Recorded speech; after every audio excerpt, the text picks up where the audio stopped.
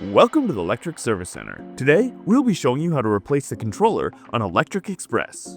A note, the process will be exactly the same whether you are performing the swap on a step-through, high step, a 750 watt motor, or 500 watt motor. Before we begin, you'll need to make sure you have some tools ready to go. You'll need a Phillips head screwdriver, flush cutters, and fresh zip ties.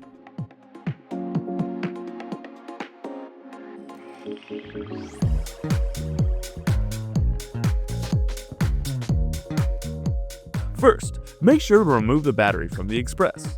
This will ensure that there is no current running through the bike as you work on it.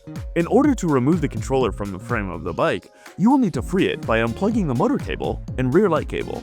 Directly under the bottom bracket, on the underside of the chainstay, and on the back side of the kickstand mount, there will be zip ties holding these cables to the bike. Using flush cutters, snip these zip ties. On the drive side, right behind the chain ring, there is one more zip tie holding the rear light cable to the bike. This will also need to be cut. Once all those zip ties are cut, unplug the motor cable by unscrewing the silver ring until the plugs pull apart. Then, back on the drive side seat tube, you will find the rear light quick plug. Unplug this quick plug. Once the motor cable and rear light cable have been disconnected, you will need to remove the battery plate in order to gain access to the controller. On the battery plate, there are 3 Phillips head screws that will need to be unscrewed using a Phillips head screwdriver.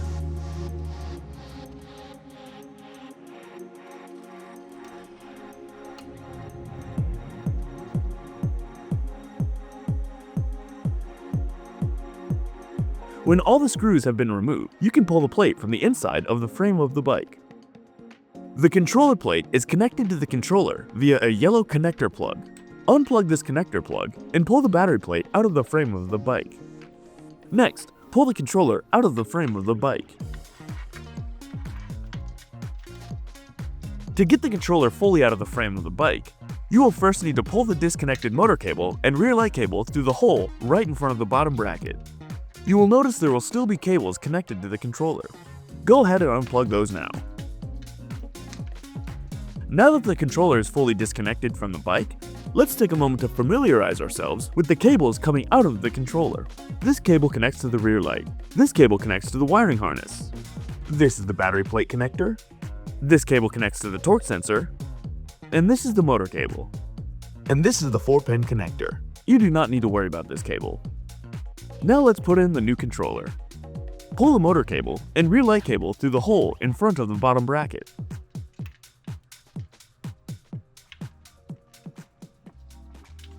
Then, you can reconnect the cables that are coming from inside the frame of the bike.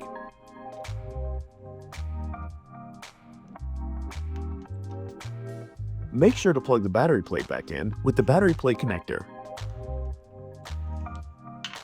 Once all the cables from the inside of the frame of the bike are reconnected, you can place the controller back into the bike.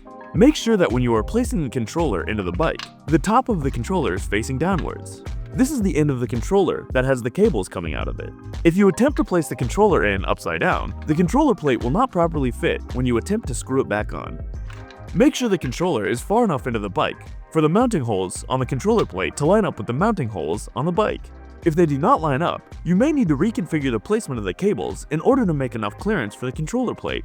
When you have the controller seated properly, re-screw in the mounting screws that you pulled from the controller plate earlier with a Phillips head screwdriver.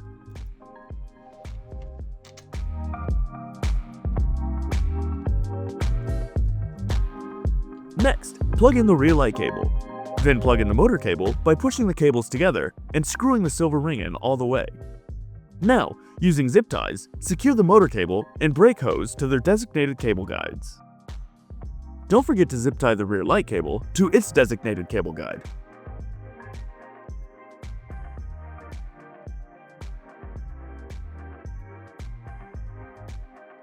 If you would like, you can use one more zip tie to hold the cables together below the bottom bracket. Make sure to snip the tails off the zip ties with flush cutters. Finally, reinsert the battery into the bike and turn it on to make sure you plugged everything in correctly.